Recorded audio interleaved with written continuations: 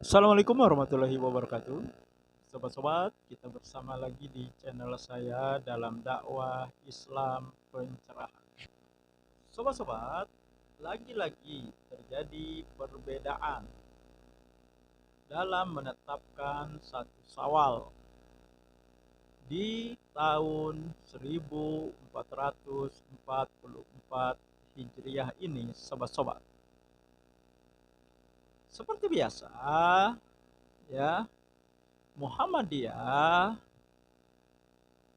lebih dahulu menetapkan kapan satu Syawal, dan kemudian baru pemerintah mengadakan sidang isbat untuk menetapkan satu Syawal.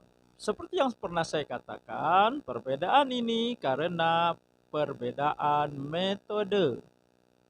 Muhammadiyah menggunakan metode hisab, sementara pemerintah menggunakan metode ruqyatul hilal. Hisab dengan perhitungan, dengan ilmu falak, dengan ilmu astronomi. Sementara ruqyatul hilal dengan cara melihat langsung penampakan dari bulan baru tersebut. Bahkan sekarang mereka menetapkan harus 3 derajat. Sedangkan hisab tidak perlu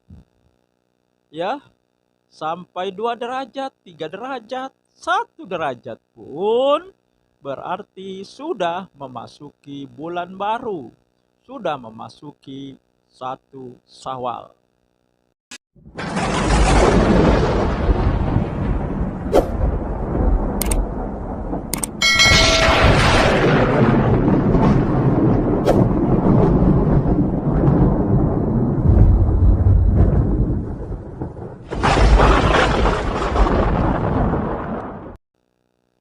Sebenarnya perbedaan ini sudah biasa,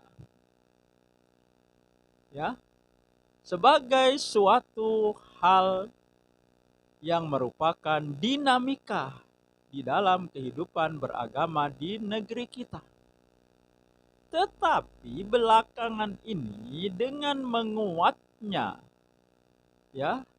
sepertinya menguatnya rejimisasi agama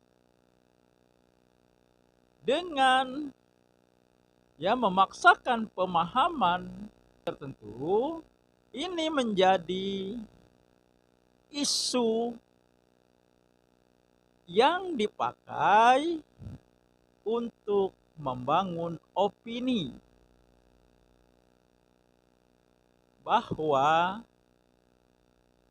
ormas yang lebih dulu menetapkan satu Syawal tidak patuh, tidak taat kepada pemerintah.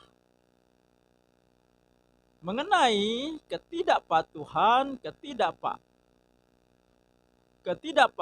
ketidaktaatan kepada pemerintah sehubungan dengan penetapan satu Syawal, saya sudah tanggapi kemarin dengan video saya yang ini, sobat-sobat. Begitu juga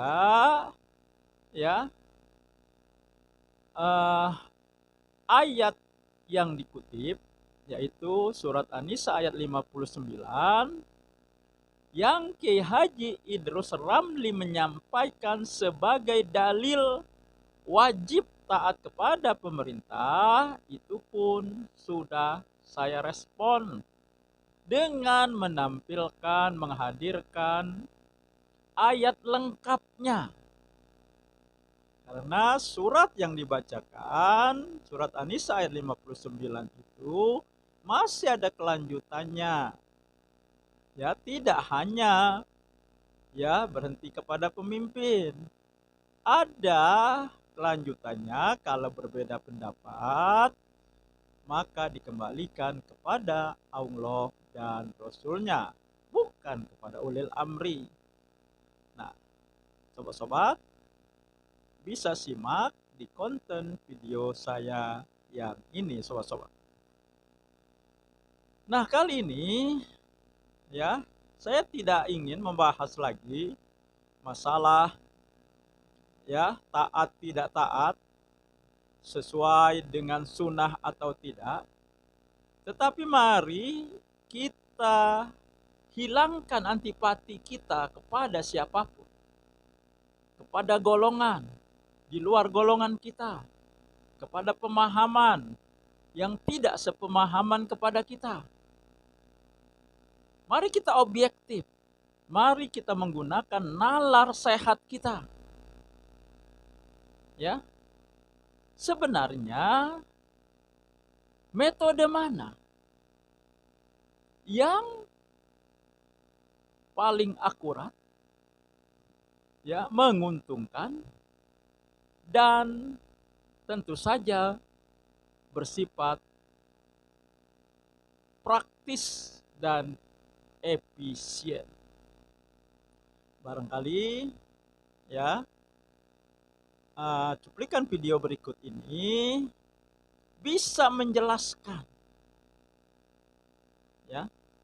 Dan kalau kita menghilangkan rasa antipati kepada golongan, pihak, kelompok, ormas yang di luar paham kelompok dan ormas kita, dan kita menggunakan nalar sehat bersifat objektif, ya tentu saja setelah menyimak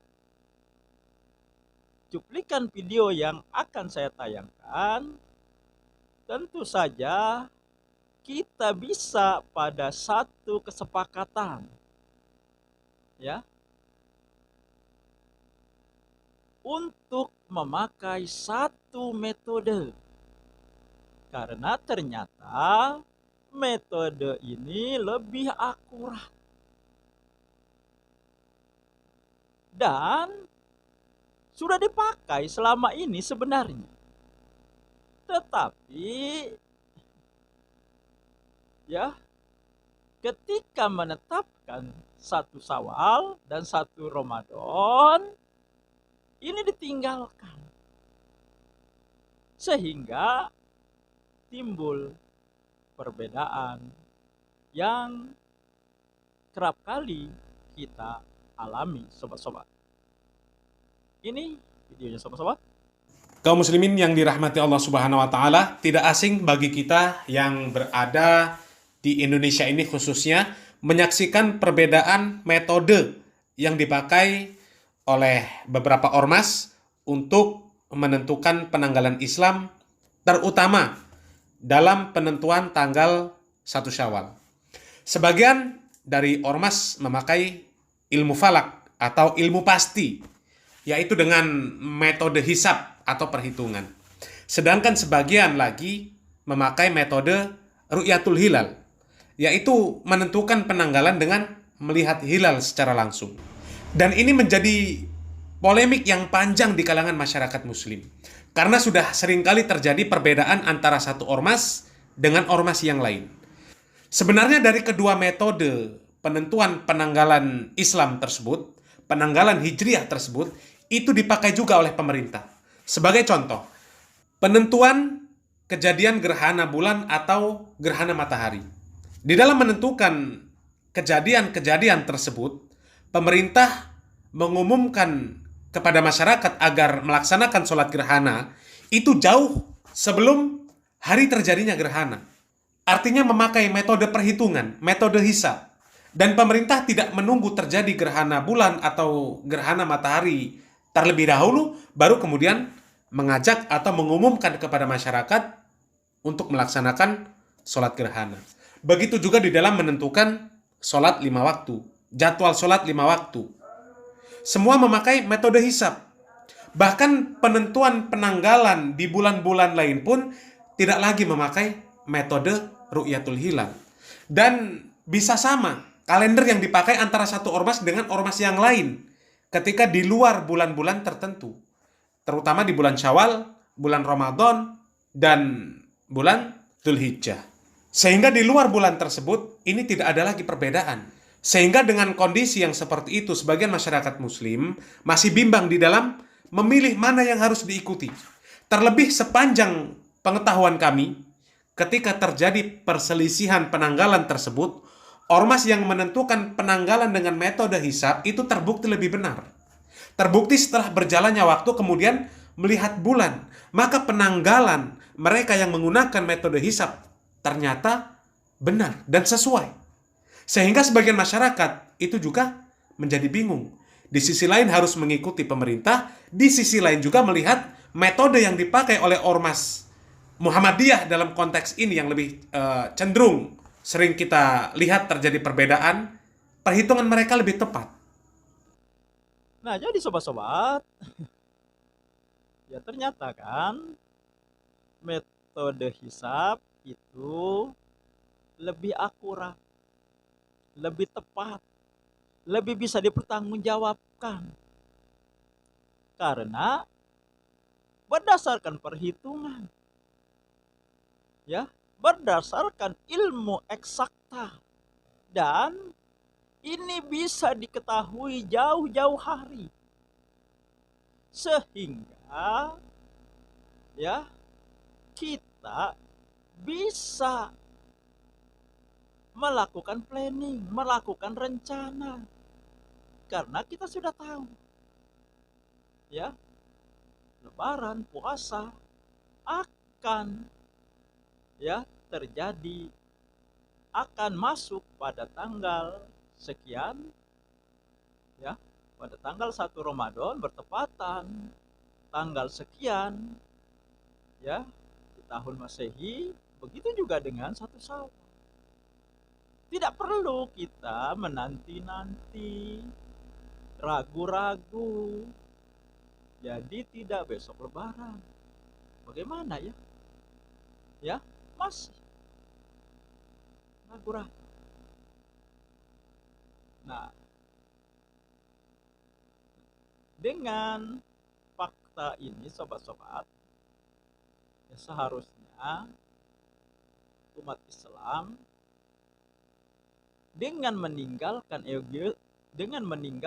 fanatisme golongan, fanatisme ormas, fanatisme pemahaman, seharusnya sudah bisa menyatukan metode apa yang sebaiknya dipakai untuk menghilangkan perbedaan yang kerap terjadi.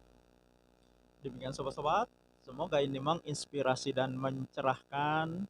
Nasru minallahi wa fatun qarib. Wassalamualaikum warahmatullahi wabarakatuh.